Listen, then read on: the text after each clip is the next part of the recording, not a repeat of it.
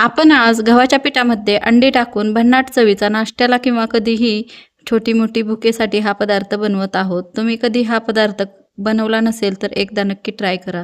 तुम्ही ही रेसिपी एकदा बनवली की पुन्हा-पुन्हा नक्की बनवाल अशी माझी 100% खात्री आहे. चला तर मग आपण रेसिपीला सुरुवात करूया. नमस्कार, सविताज किचनमध्ये सर्वांचे खूप-खूप स्वागत आहे. आज आपण बनवत आहोत गव्हाच्या पिठामध्ये अंडी टाकून भन्नाट चवीचा नाश्ता.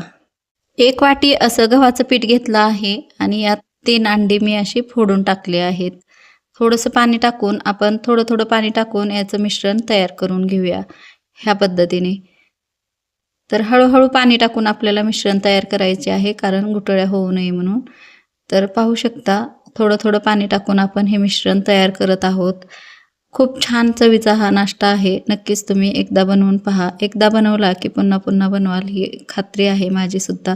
कारण मलासुद्धा वाटलं नव्हतं की ही रेसिपी एवढी छान लागेल, एवढी टेस्टी लागेल. तर थोडं पाणी करून आपण हे मिश्रण तयार करूया आणि नंतर आपण यामध्ये आपल्या आवडीप्रमाणे व्हेजिटेबल टाकून घेऊया. असं मिश्रण तयार झालं आहे, पाहू शकता. तर चमच्याने बघूया आपण, अशा पद्धतीने हे मिश्रण तयार झालं आहे. कन्सिस्टन्सी अशी हवी आहे. तर आपलं हे मिश्रण तर तयार आहे. यामध्ये आपल्या आवडीनुसार आपण व्हेजिटेबल टाकूया, भाज्या टाकूया. कांदा टाकला आहे एक बारीक कट करून मध्यम आकाराचा, आणि नंतर टाकूया सिमला मिरची बारीक कट करून टाकली आहे. आता गाजर एक किसून टाकला आहे. आवडीप्रमाणे तुम्ही कमी जास्त करू शकता.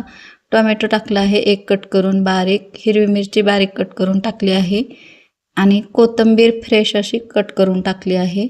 तर हे सगळं मिक्स करून घेऊया. आता जर पाण्याची गरज लागली तर पाणी आपण टाकून घेऊ शकतो यामध्ये, थोडंसं घट्ट वाटलं तर. तर यामध्ये आता आपल्या आवडीनुसार मसाले टाकून घेऊया. बेडगी लाल मिरची पावडर मी तिखट नाही म्हणून 1 चमचा टाकली आहे. हळद टाकली आहे थोडीशी पाव चमचा.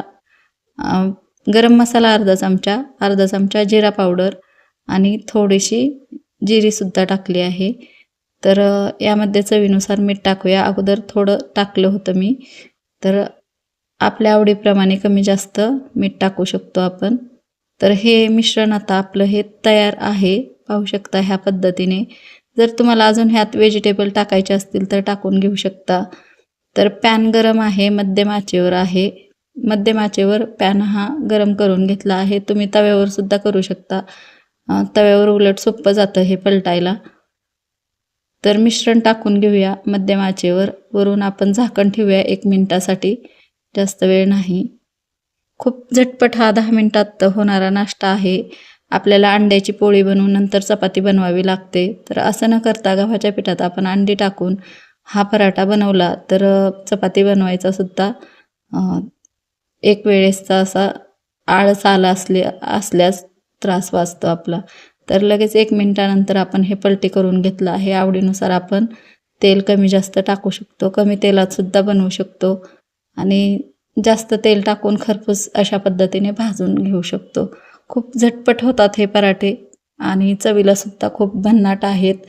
जर आपल्याला आळस आला असेल किंवा पटकन नाश्ता बनवून आपल्याला कुठं जायचं असेल तर हा पदार्थ पटकन होतो 10 ते 15 मिनिटात, कट केलेल्या भाज्या असल्या की.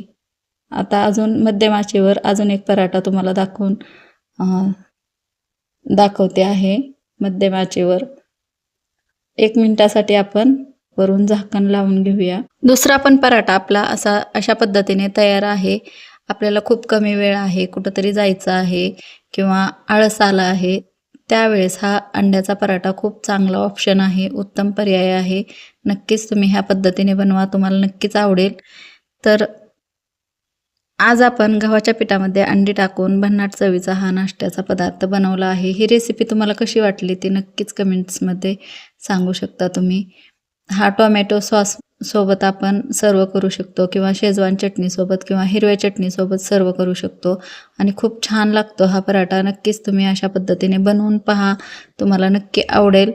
दोन्हीही पराठे मी बनवून दाखवले आहे. मी बनवताच माझ्या मुलाने 2 पराठे तर खाऊन घेतले, म्हणून हे राहिलेले शिल्लक मी तुम्हाला दाखवले आहेत.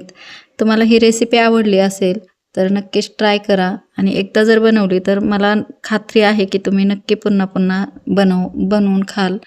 एवढा भन्नाट चवीचा असा नाश्ता आहे हा.